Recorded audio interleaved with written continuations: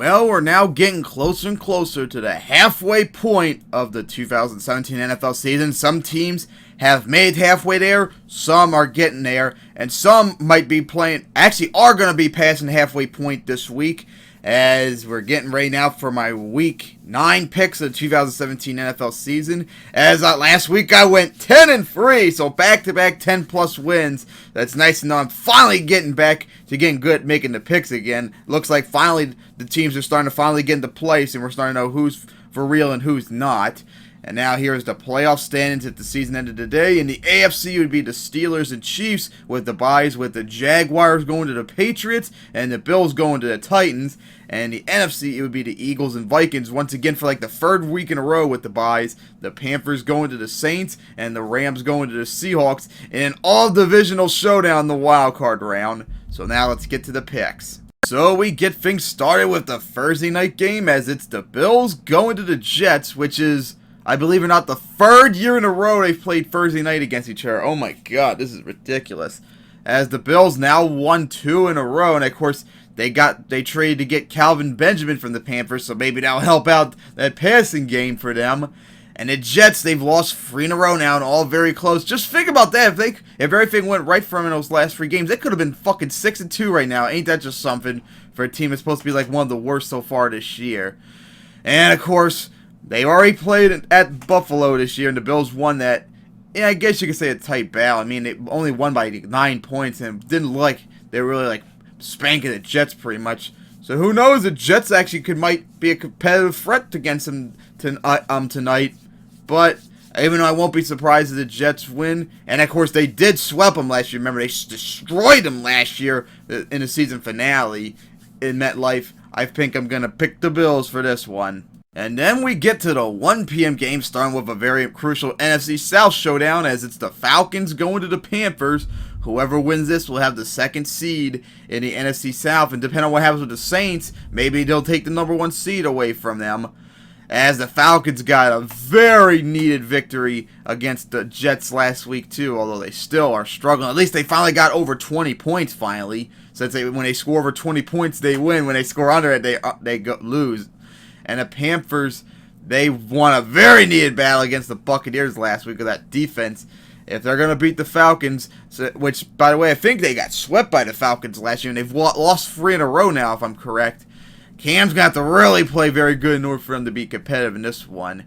So, oh boy, I don't really know what to say about this because I don't really trust either team.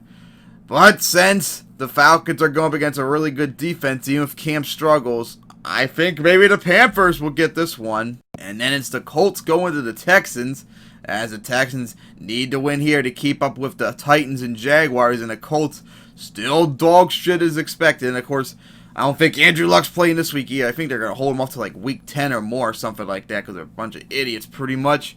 As the Texans won, I believe, 3 in a row now against the Colts. They swept them for the first time last year too. And the Colts are a heaping mess, so I think the Texans will win it. But don't forget too, the Colts have actually played very good against the Texans when they go to Reliance Stadium. They're only 3-2. They're 3-2 against them the last 5 years, for crying out loud. And the last year, too, remember, they had to lead until they blew in that 4th quarter overtime loss.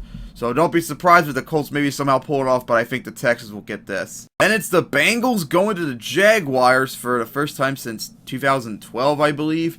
As the Bengals got a very needed victory last week against the Colts. Just barely lucky, too. They're lucky as hell that Jacoby Brissett threw that pick 6. And the Jaguars, I think they had the bye last week. So they haven't played, I don't think, last week at all. After that dominant performance against the Colts, pretty much. As the Jaguars obviously have one of the best defenses in the league, although that offense is very inconsistent. And, of course, the Bengals haven't lost in Jacksonville since 2005, I believe, or something like that. It's been a long time since they lost there, since they've won the last 2 they've been there. But, of course, now, so far this year, remember, the Jaguars have won, and then they lost one. So you would think this week they would lose one, which is a possibility, but with that defense and, of course, the inconsistency of the Bengals, especially on their offense, I think the Jaguars will get this one. Then it's the Buccaneers going to the Saints, and before I make this pick, here's a rant I forgot to mention when I did the Bills, but if the Bills and Saints both win this week, And if the Broncos lose against the Eagles, I am telling you, NFL, you need to take Patriots at Broncos out of Sunday night, and you need to put Saints at Bills in for Sunday night. No one wants to see a good Patriots team against a struggling Broncos team on Sunday night. What they do want to see is two very solid 6-2 teams, with one of them coming out of nowhere, challenging out for one of them for possibly winning the NFC South, and the other one being a contender for the AFC East in the wildcard round. So if the Bills and Saints win, the Broncos lose, put Saints at Bills on Sunday night. So anyways, Saints, oh my God, now they've won 5 in a row now, although they kind of struggled a bit against the Bears, since the Bears actually held Drew Brees and no touchdowns, I believe. And the Buccaneers, 4 losses in a row. It's one of the matter of fact, I think that's the worst losing record of of all the teams that have won a game already, since the Browns and 49ers have the worst losing record at the moment. And of course the Buccaneers, they've won. I mean, they have a competitive record against the Saints when they go there. I think they're 2-3 in the last bunch of years, although they lost to them last year.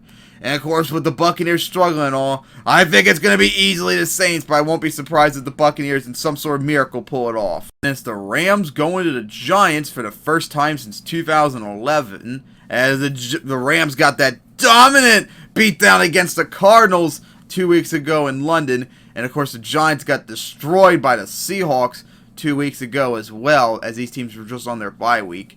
Oh boy. Man, I'm sure most would probably think the records would be reversed, although I never thought the Giants would go 5-2. I wouldn't be surprised if the Rams started 1-6, but well, the Rams have like one of the best offenses in the league, and the Giants are still struggling everywhere, especially since they can't stop suspending people. I mean, stop suspending their corners. I think all 3 of them are suspended pretty much this week and such. So the Giants are completely decimated. They probably have no shot to win this one against the Rams, but I think they might just do it. I think the Rams might screw up something and let the Giants get this victory. So I'm going to pick the Giants in an upset, even though it's probably going to come back to bite me in the ass in the end. It's the Broncos going to the Eagles for the first time since 2009, as the Eagles have the dominant record, the best record in the league, and they are the team to beat in the NFC finally, which we didn't really have much last year. And the Broncos, now they've lost 3 in a row. So much for being like the dominant start we thought they were going to be when they had that 3-1 record. That offensive woes is finally coming up back to bite them, especially Trevor Siemian. Oh, by the way, they found out they think they benched him for Brock Osweiler. If you think you're going to get that lucky miracle you had when he was 5-2 with the 2015 Broncos, ain't gonna happen. That defense is nowhere near as good as that 2015 team, so don't expect that. And of course, the Eagles now trading for Jay Ajayi. Oh my God, that really strong rush offense is gonna have a major boost, and that might be very needed for him to possibly contend for the Super Bowl. So as I've done like every single week pretty much now, I think the Eagles are gonna easily get this. And it's the Ravens going to the Titans for the first time since 2011, as the Ravens got that dominant victory last week against the Dolphins like I predicted, although, oh boy, as bad as Flacco is, Ryan Mallett's worse, so I don't know if Flacco's going to be starting this week. He's probably not, so if they start Ryan Mallett, oh God, they're in trouble. As the Titans, I can't remember off the top of my head who they played. Oh yeah, I think it was the Browns, and they barely beat them in a field goal in overtime and such. To me, it doesn't really matter if it's Flacco or Mallett playing. The Titans are going to get this one. And then we get to the 4 p.m. games, starting with the Cardinals going to the 49ers, as the 49ers try to avoid 0-9 for the first time ever. As the Cardinals, oh my God. So much for AP saving you, as that pretty impressive performance against the Buccaneers. You guys got shut out by the Rams for crying out loud, and AP didn't even, I don't even think he had like 30 yards rushing for crying out loud.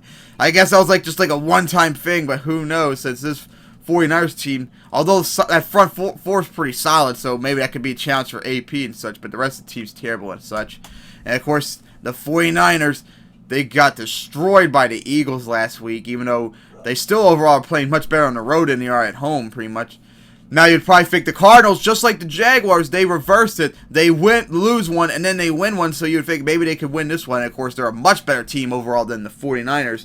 But, just like my boy Matthew, I'm also going to pick the 49ers in an upset unless Adrian Peterson finally starts to get his shit right and finally does good for them to get the win. But I think the 49ers will get this, but I will not be surprised if the Cardinals continue their streak and win it. And it's the Redskins going to the Seahawks for the first time since 2011, as the Redskins now lost 2 in a row. And of course, it had to be against NFC East teams too, so that's going to hurt in terms of their record to compete against them for maybe a wild card spot now, since the Eagles swept them and look like they're going to run away with the division. Oh boy, of course, Kirk Cousins looked terrible last week against the Cowboys. And the Seahawks, now they've won four in a row now and are looking much better now than they were the first few weeks of the season.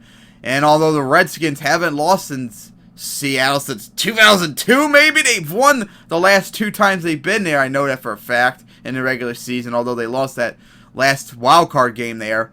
I think it's going to be the Seahawks getting this one and keeping their lead up in the NFC West. And then we get to a crucial outer conference showdown, as it's the Chiefs going to the Cowboys for the first time since 2005, as the Chiefs got a needed victory against the Broncos last Monday night, and the Cowboys got a needed victory against the Redskins Sunday. And of course, the Cowboys, if they're gonna challenge for the Eagles, they gotta win this one, as they are like the last gasp at the Eagles spot for the NFC East crown. And the Chiefs, they finally got that needed win against the Broncos, though they're still struggling at that 5 after that 2 losses. And of course, Zeke got his suspension reapplied, and of course, they're still fighting for it, so who knows, he may or may not play this week, so I'm not so sure about that. And of course, I think that might be determined based upon who's going to win this one, so if Zeke plays, I think the Cowboys might get it, but if he doesn't play, I think the Chiefs are going to get it, so we'll have to wait and see what happens with Zeke. Who knows? Maybe a report comes out later today, or maybe it already has if he's going to play or not. So we'll have to wait and see on that. And then we get to the Sunday night game between the 2 AFC wildcard teams last year, as it's the Raiders going to the Dolphins for the first time since 2012. I'm surprised they didn't get rid of this game, as the Raiders looked terrible last week against the Bills. But the Dolphins, oh my God, what were you doing trading Ajavi to the Dolphins for a 4th round pick? He was the only good player you have on offense, and you trade him away for just a 4th round pick? Oh God, what a steal that was for the Dolphins.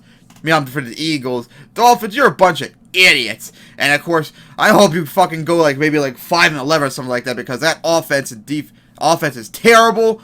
And that defense, although solid, is not going to be good enough to be a competitive threat against anyone. You're just lucky that you're 4-3 right now. You're a terrible 4-3 team.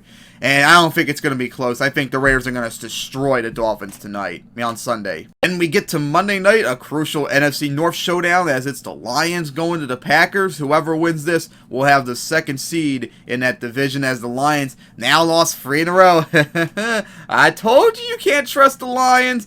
Like I said, a team that won 8 wins in 8 games last year in a 4th quarter comeback is not a good indicator. Now they're coming back to bite them in the ass, as they now lost 4 close games. They're losing half of them last year, pretty much. And the Packers, now they've lost 2 in a row, of course, without Aaron Rodgers. Now that they have a whole week a whole bye week, pretty much, maybe that gave Brett Hundley enough time to get back, practice enough for that offense, pretty much, especially coming up here. Oh boy, this is going to be a difficult game to pick. The Packers are going to be terrible without Aaron Rodgers, but the Lions, you can't trust them either. And of course, we all know the Lions pretty much cannot win when they go to Lambeau Field. And for fuck's sake, I guess this is kind of like an unfair comparison to the 6 years ago and such. And of course, both teams were probably better, but fucking Lions, you lost to the Packers when they rested all their stars, and fucking, what was his name? Aaron Rodgers' backup, I can't remember off the top of my head, put 6 touchdowns on your asses for crying out loud and still won the game for crying out loud. Oh God, I would really want to pick the Lions, since I do trust me. I think they're a better team right now than the Packers, but I just really can't do it. I think the Packers in an upset are going to get this. Those are my week 9 picks, I meant to say. I can't wait for Bills at Jets tonight, along with all the other games. So see you then for week 10. Hopefully I can keep this streak going.